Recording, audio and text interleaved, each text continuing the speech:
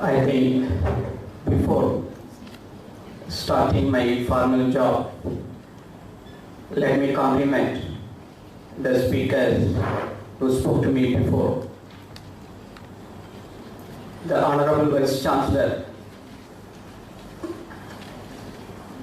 Dr. D.R.D.MAVOOTHU, very beautifully explained the importance of making money and spending money prudentially and frugally.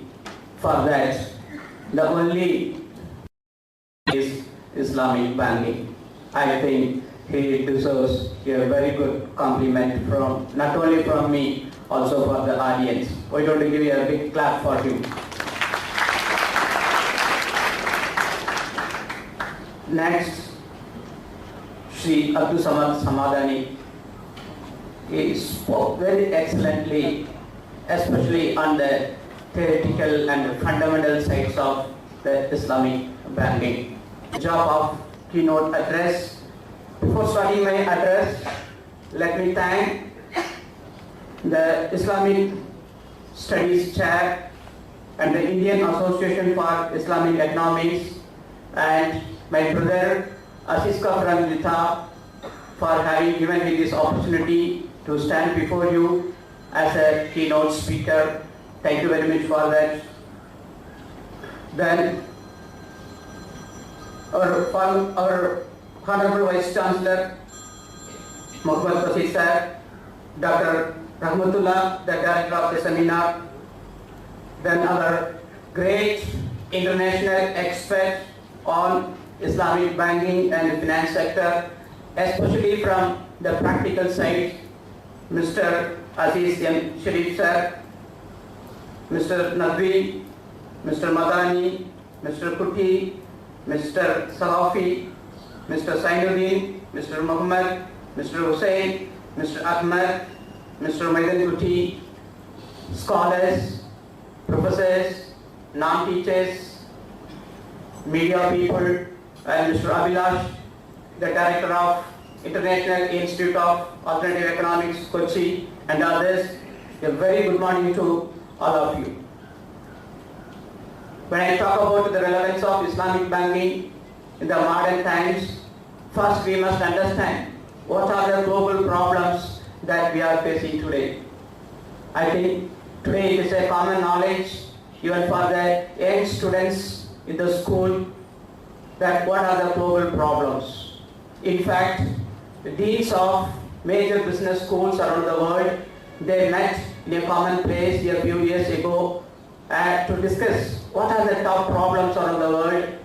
After deliberations, they came to a conclusion that whether they had a consensus that 5 problems are the top of the list of global problems. As you know, the number 1 problem is global warming. I hope you all will be agreeing with me. Today, all the technologies, all the discussions, deliberations are revolving around how to mitigate and adapt global warming and global climate change.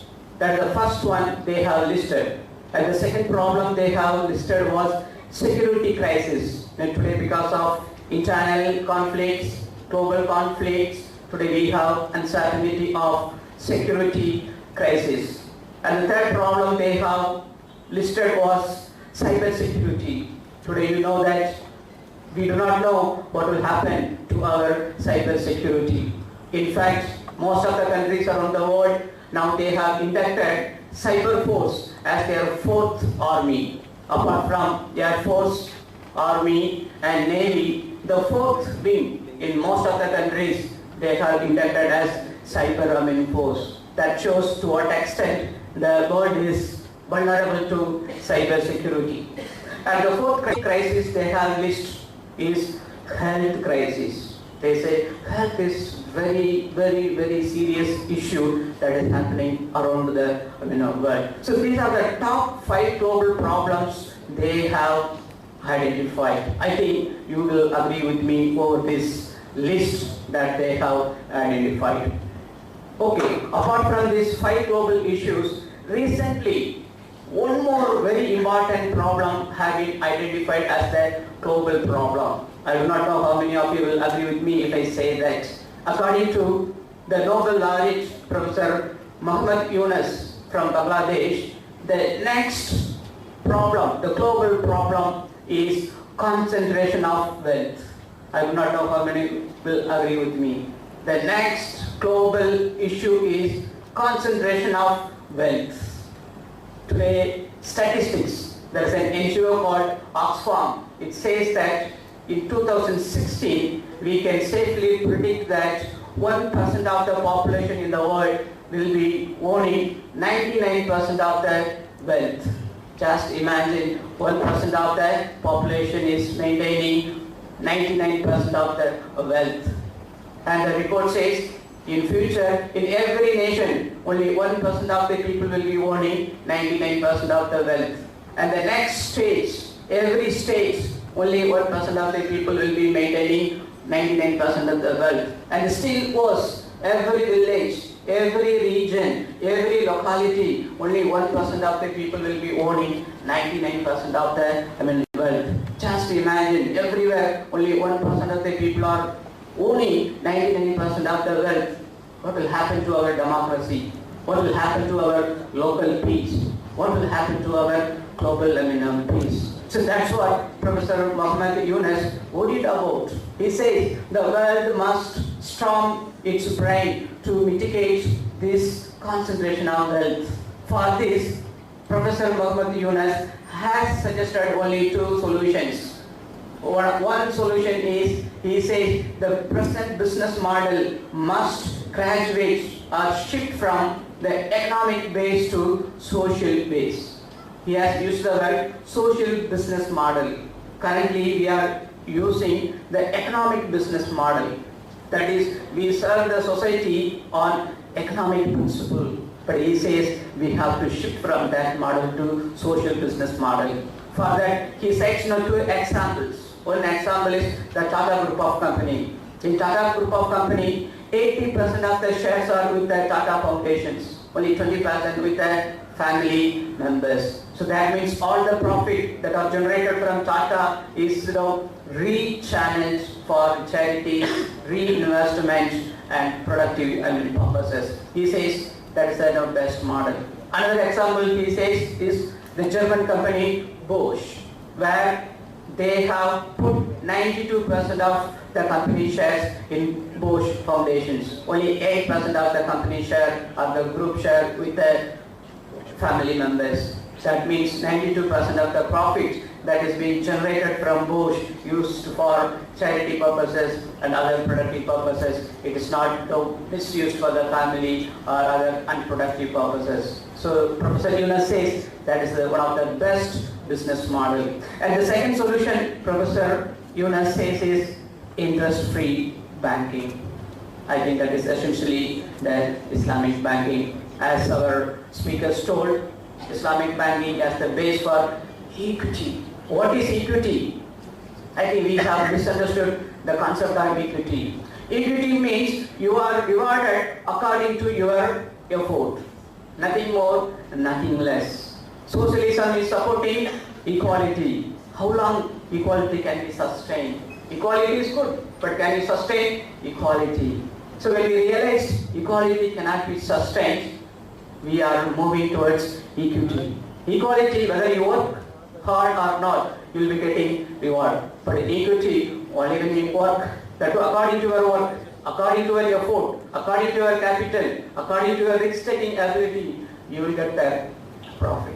So 1600 years back, the concept of Islamic banking, we don't thought about that. But today, we refuse to accept that. As our Samadhani sir was speaking, today we enjoy debt. Every family is enjoying the debt. We are comfortable with debt. You understand that? There are families, they buy loans that can be repaid only by the next generations. We buy loans for everything. Why? Because the society has been conditioned that unless you have debt, you cannot enjoy the life.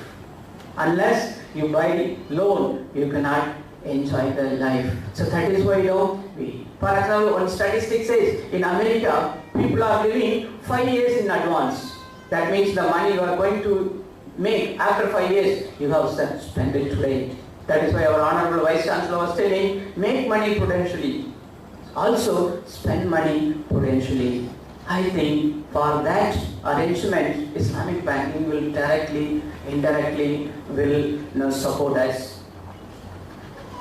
In fact, my main topic is the relevance of Islamic banking for the modern period, the modern era, the modern time. As I told, the Islamic banking has past relevance, current relevance. I'm sure it has future relevance too. I have identified, based on my own observations, identified 10 reasons why Islamic banking must be relevant in the modern times too. In fact, in the presence of Aziz Sharif sir and our Azizka, if I speak more about Islamic banking, I think that is an insult to the concept, insult to them, and insult to you. Because Sharif sir is the Ustad. He's an international expert in Islamic banking. He has done a lot of projects. He has done a lot of practical things in Islamic banking. I think in his presence, if I speak more about Islamic banking, I don't think that will not go well. So I limit my speech only to 10 points, and even the 10 points I will not go into detail. Then I will wind up so that the paper presentations and Mr. Sharif sir also will get more time, and other speakers will get more time to speak. The first reason I contemplate for the relevance of Islamic banking is Islamic banking has a cosmopolitan and universal applications. I think that's the best aspect of Islamic banking. For example, today, more than an Islamic country, non-Islamic countries have accepted Islamic banking. For example, London is the Islamic banking hub in the world. Almost all the banks in London and Britain, they have Islamic banking windows. For your information, the best ambassador of Islamic banking today is the British Prime Minister, Mr. David Cameron. He says the best tool for a sustainable economic growth and development is Islamic finance. In fact, in Britain, they have introduced Islamic banking in all sorts of financial products and financial services. You imagine any financial products, they have introduced what you call Islamic banking. He is a strong advocate for Islamic banking. So that shows Islamic banking has a cosmopolitan acceptance. Whether Hindu is there, Muslim is there, or Christian is there, or Buddhist is there. Just imagine, whatever is acceptable in UK will automatically be accepted in America. Whatever is accepted in America will be automatically accepted in the rest of the world. I think that's the pattern we have seen so far, isn't it? So I'm sure today, the Islamic banking is accepted across the Europe. So that means tomorrow it is going to be accepted across the world, in India, in Sri Lanka, in Buddhist countries, everywhere, including Chinese economy. So that's what I told. It's a cosmopolitan applications and acceptance. And the second reason for the relevance of Islamic banking is the global financial crisis 2008. The 2008 global financial crisis has reinforced the need for Islamic banking. What is the major problem in the year 2008 global financial crisis? The subprime lending. And that was the villain. What is the subprime crisis? The people who could not repay the money that they have bought for buying the house, they have to abandon their houses. Understand that? I think that is it. For example, in case somebody has taken loan from Islamic banking arrangement, in case he is not able to repay the money, do you think he will be asked to vacate the houses? No, because Islamic banking has a humanitarian consideration. Even if he is not repaying his EMIs for 1 year or 6 months, I don't think he will be asked to vacate. I think that is the main reason. So after global financial crisis 2008, people around the world, so they thought of promoting Islamic banking as the alternative tool for the present traditional economic model. And the third reason is a rival model to traditional economic model. I think it is a high time that we need a competition for the present traditional economic model. For example, there is a competition among industries. There is a competition among companies. There is a competition among products, services. There is a competition among brands. But there is no competition in the traditional economic model, the framework. Have you ever noticed that? We have competition at the lower levels, the micro levels, but we have no competition at the macro level. Our traditional economic model has no competition. I am sure this Islamic banking will bring a competition for the traditional economic model. I think the traditional economic model will run for its money when Islamic banking is applied universally. I think that's a threat. Banking is not a threat to the traditional banking, but Islamic banking is a threat to the traditional economic model. I think when there is a competition and there is a rivalry between Islamic banking and the traditional economic model, I think ultimately the Islamic banking will find place. Not only that, the traditional economic model also will become more efficient. But today, the traditional economic system is not efficient. It has a lot of unproductive elements. I think that will be solved using the Islamic banking. The next reason I feel is from economic model of business, now we are planning to shift to social business model. That's what I just told Professor Yunus. He says, let us shift from the economic business model to social business model. Ultimately, business is for whom? Business is for the society. I think the business model should have more social content than business content. Today, business model has more commercial content. But in the future, I'll tell you, business model will have more social content and human content. I think for that, the most suitable tool will be the Islamic banking. And the next reason I feel why the Islamic banking will have more relevance is the growth of startups. I think today, in the Modi government, they are obsessed with a startup. Everywhere, a startup. Today, you cannot imagine a field where there is no startup. Today, there are millions of ads are there. How it happened? Only because of startup. Today we say it's not the global economy. We say that app economy. From internet economy, we have moved to app economy, app-based economy. Today you can buy anything using the app. I think you can buy anything. Imagine anything can be bought through applications. Today concept like Ola, concept like Uber, the taxi aggregators are successful only because of this app economy. And the app economy is boosted only because of startups. I think there's a lot of connection between Islamic banking and the startups. A lot of relevance. So all young people who are sitting here, you have a lot of future for entrepreneurial activities through startups. I think there must be a high linkage between startups and Islamic banking. I think Islamic banking must utilize the opportunity thrown out by startups. And another reason is Islamic banking is focusing only the economic side.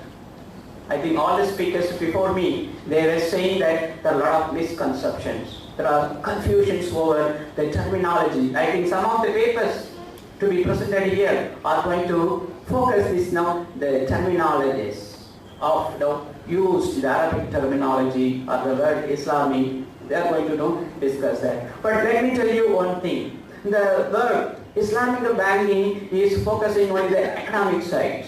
Islamic banking never focuses the religious side. For example, London is practicing Islamic banking. European countries are, practicing Islamic banking without conditions attached from the religious aspect.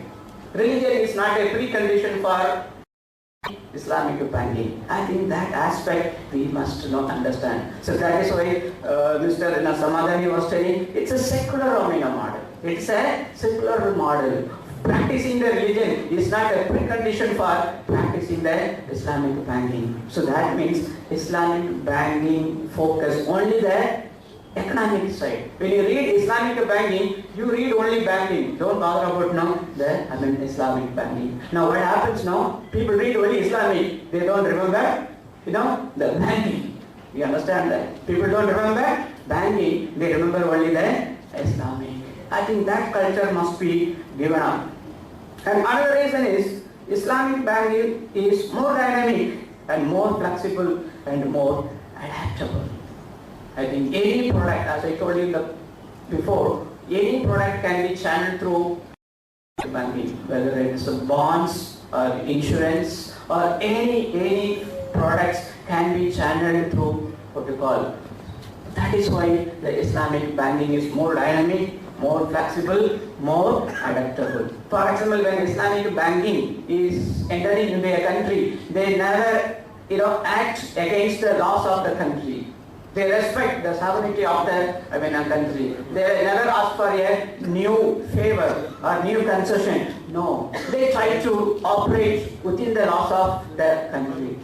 You understand that? Whatever changes needed, they make. They don't expect the lawmakers or the countries to make modifications to the existing law. So it is a wonderful law, tool with a lot of dynamism, adaptability and flexibility. So it has more relevance. Now today, if you don't have flexibility, dynamism and adaptability, you are lost. But Islamic banking has all the features of these things. And the eighth reason, the information technology and Islamic banking. I'll tell you, compared to the manual system, the information technology is facilitating the promotion, implementation of Islamic banking. I think our Sharif sir, he will agree with that. For example, today, the same bank has a transaction for Islamic banking and a transaction for the traditional banking. Maybe the traditional way you will maintain separately.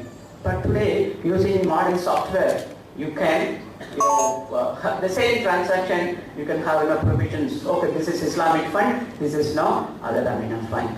Today, you can modify the software, you can modify your information technology to accommodate both traditional banking transaction and Islamic banking transaction simultaneously. I am sure the modern information technology is going to give a greater boost to Islamic banking. I think we must now exploit that. Then the ninth reason I feel is Islamic banking as open source capital or finance. Today you must be knowing what is open source. And today software, we have a free open source software. Today we have MOOC, massive online open courses in universities. We have open R&D, we have open science, we have open drug discovery. So every field now the open source is, open source is not free. The developers, they are making it now free. The beneficiaries are getting a lot of benefits. In open source, there is no owner, no particular owner. I think the same thing will happen to Islamic banking. People will now put their money as an open source capital. Anybody can use it and they can enjoy it. I think there will be a lot of anonymous, investment will be there. So people are bothered about who is contributing. But the only thing is the masses must be benefited. For example, in open source software, who are benefited? The masses. For example, Linux, you take Linux, who is benefited? You take the Wikipedia, open source, the masses are benefited. I think Islamic banking is going to make the mass benefits a reality through a concept like open source. This is my terminology. I do not know to what extent experts will approve this open source form of capital and finance. But today any fiction becomes the reality tomorrow. And the last reason why Islamic banking is more relevant today is the scholars, intellectuals, mainly the non-Muslim scholars, non-Muslim intellectuals, they have come to a conclusion